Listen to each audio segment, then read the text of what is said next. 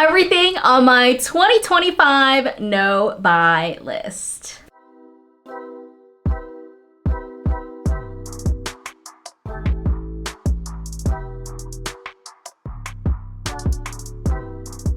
Hi guys, welcome back to my channel. My name is Celesta. We talk about all things luxury shopping and handbags. If you love those things, make sure to subscribe, hit that bell notification. I do post videos every week. Honestly, I love making these videos and I love watching these videos because I feel like it almost like keeps me accountable, because let's be honest, like we are a luxury shopping channel. Like we tend to spend a good amount of money, and I love to shop, but I think we can also do it responsibly. I think also recognizing like what I have in my closet, what I already have is enough. So here is my 2025 no buy list. Starting strong with a Chanel classic flap. I did put new Chanel in my no buy list in 2024 and I believe 2023. And I think 2023 was successful. 2024, I was like a week away from not buying a new Chanel, with the exception of my Chanel Kelly. And I honestly have been very selective with Chanel. We've all heard that the quality has kind of gone down a little bit and the price increases and everything like that. Like I'm very, very selective, and I'm adding the classic flap. We're limiting it to the classic flap. Granted, I don't really have anything on my Chanel wish list other than the mini flap in like a different color. I do have it in black, but I feel like because I already have the mini, it's really scratched my itch for wanting the classic flap. However, I do feel like I'm very easily tempted with the color selection that they continue releasing. I saw one in Paris. It was in this beautiful pink, light pink color, and stunning, absolutely stunning. And so I think if I were to like cave, it would end up being it in like a really pretty color, but I feel like I don't have a need for a new classic flap. The next thing on this list are SLGs, aka small leather goods.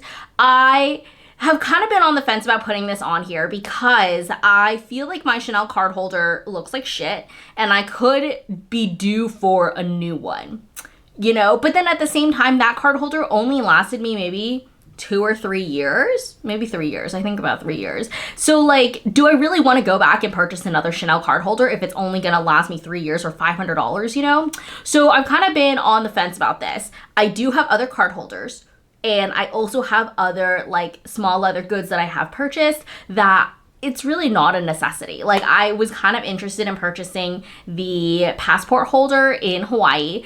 Technically I wanted to get it in Europe and then I forgot. So clearly I didn't want it enough. And then I was reminded about it in Hawaii and I was like, honestly, like this is nice, but like, do I really need it? And I just have a lot of these like small leather goods floating around already. Like I don't think that there's a huge need for it. And I'm hoping that putting it on this list is gonna hold me accountable to not purchase an SLG, unless for whatever reason my Chanel one like completely falls apart. The next item are sale bags. I have this tendency to impulse purchase sale items, sale bags specifically, because they are on sale. And I know myself, I know if I wasn't to buy this at full price, I probably didn't want it that badly to begin with, you know? So I'm adding it on this list. It's hard though, because I do have an Instagram broadcast channel where I share a lot of designer sales and deals and things like that with you guys. And that makes me tempted to want to buy things. Honestly, I think if I didn't want it enough to pay full price for it, I probably didn't want it enough to buy it on sale. I've kind of learned that in the last couple years as I've been figuring out like what I like, what I don't like, and we have to add it to this list. I will also add that I feel like a lot of sale handbags don't hold its value very well. For example, Jimmy Choo, Cult Gaia, Jacquemus, like all of these brands, they just don't hold their value very well. And so it does make sense getting on sale because it doesn't retain its value very well if you ever want to resell it. So I really think I'm only going to be interested in getting something if I were ready to like pay full price for it and it happened to be on sale. The next item we have on this list are designer sunglasses. I technically got 2 pairs of designer sunglasses last year. I got a pair of Celine Triomphe sunglasses and then I got the Miu Miu ones, which I ended up returning the Miu Miu ones because I think they're a little bit too like small for my head. And so I did end up returning those. And honestly, I have a lot of sunglasses. We have a lot of Gentle Monster. We have designer sunglasses. Like, there's no shortage of sunglasses for me. And with my eyesight like kind of getting worse, I don't know if it's like, it's definitely getting worse. And so I'm kind of around this point where like I can function without wearing glasses, but if I also had the glasses, it would be nice, you know? So I don't want to continue buying designer sunglasses and then like maybe down the road I have to like swap out the lens and add a prescription in there. And so that's kind of where we're at. And I just don't think that there's a need for sunglasses because I think have like 8 or 9 pairs at this point. The next item are designer heels, specifically like one-time wear designer heels, which is crazy to say out loud, but I tend to find an excuse to buy a pair of shoes, whether that's like an event, a wedding, a party, like, or it like matches the outfit very well, whatever. And then I justify it in my head being like, oh, well, these are black heels. Like I'm gonna wear these all the time. I don't. I have a lot of designer heels at this point where I think I've worn them a maximum 2 times, with the exception of my Jimmy Choo Bing 100s. I think I wore those 3 times. Maybe 4. So like I just don't need to keep buying these like designer heels that I'm gonna be like, I'm only gonna wear these once or twice, or like I'm buying them for a specific event.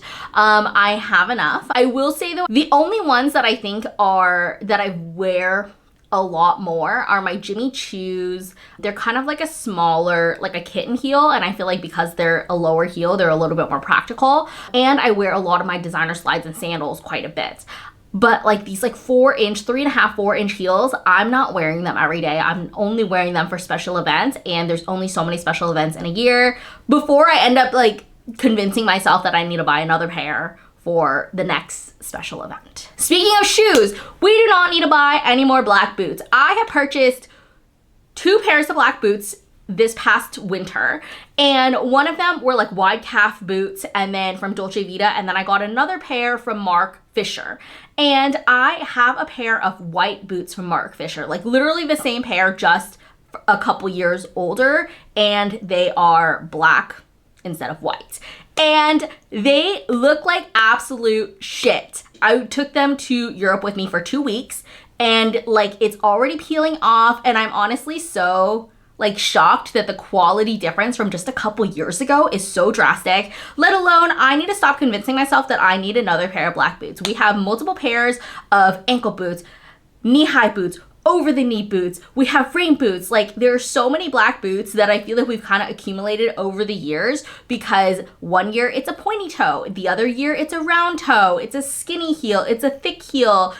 Like I have enough black boots to match each year's fall trend, and at a certain point, enough is enough. So we're adding black boots to this list. Moving over to kind of like home items, I do not need to be buying any more candles. I have a whole collection of candles at this point. I feel like candles are kind of that go-to gift that a lot of people end up giving, either like white elephant, birthdays, you know, whatever. And I love candles. I'm for sure a candle girly, but I feel like I can't burn through enough candles to justify buying more candles. If they end up coming to me as like gifts and whatever, like of course I love a candle, but I don't think I'm gonna go out of my way to buy them, especially holding myself accountable for this. I don't think I'm gonna go out of my way to buy them just because they're on sale. Similarly, in the home category, we are definitely not buying any new furniture this year, with the exception of a new bed frame. I feel like in the last, honestly, 4 years, since like 2021, since like my husband and I moved in together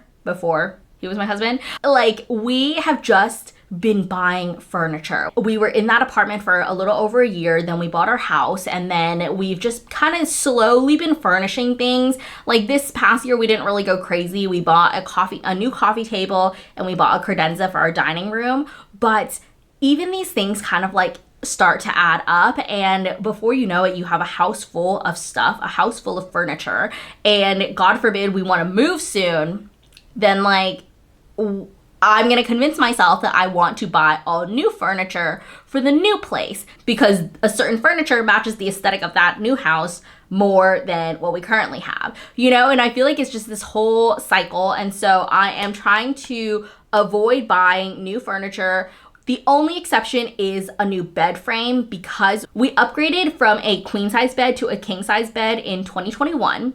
and we've been using a queen size headboard, and I've kind of been like, oh, like we'll find the right one when it comes, we will find the right one. And then, you know, other things kind of like take priority. You're traveling, you're buying other furniture and all of this stuff. And like, it's not like it's essential, you know, like the queen size headboard works fine. It looks ugly, but like it works fine. So that's kind of the only thing that I am like caveating with this list. Like that's the only new piece of furniture we need, but realistically what we have is also good enough. The next item we have is replenishing skincare slash beauty products before I finish, and or getting it just because it's on sale. I have a lot of skincare products. I have a lot of beauty products. And part of it is because I like create content and a lot of brands do send me PR, and I have the opportunity to try a lot of new products, which I do end up loving. And I end up seeing them on Sephora sale or Ulta sale, and I buy it with the expectation that I'm going to run out. I'm going to want a new one. I think the most recent one is I was loving the Tower 28 SOS spray. I still love that product. And during the last Sephora sale in November, I bought another bottle, but I still have half the bottle of the original bottle left, right? So like these products expire and I just can't finish the products fast enough, and I somehow justify buying another one. So I'm adding this to this list. I think a lot of you guys can resonate with this as well. Just because it's on sale doesn't mean you need to buy it.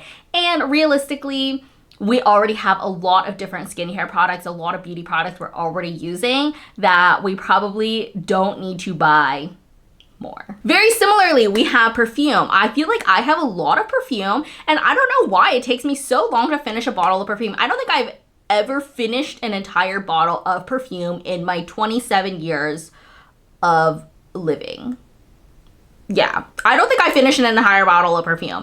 I feel like it just takes me so long to finish them. I feel like a lot of the perfume that I have, especially my go-to favorites, they have very long lasting power. All I need is like one spritz, maybe 2 spritzes. Like I don't need that many, and it just takes me so long to use it and finish it. I'm also not super consistent because I obviously only use it when I'm leaving my house, and I don't leave my house that often. So it circles back to just like, we have enough, we don't need more.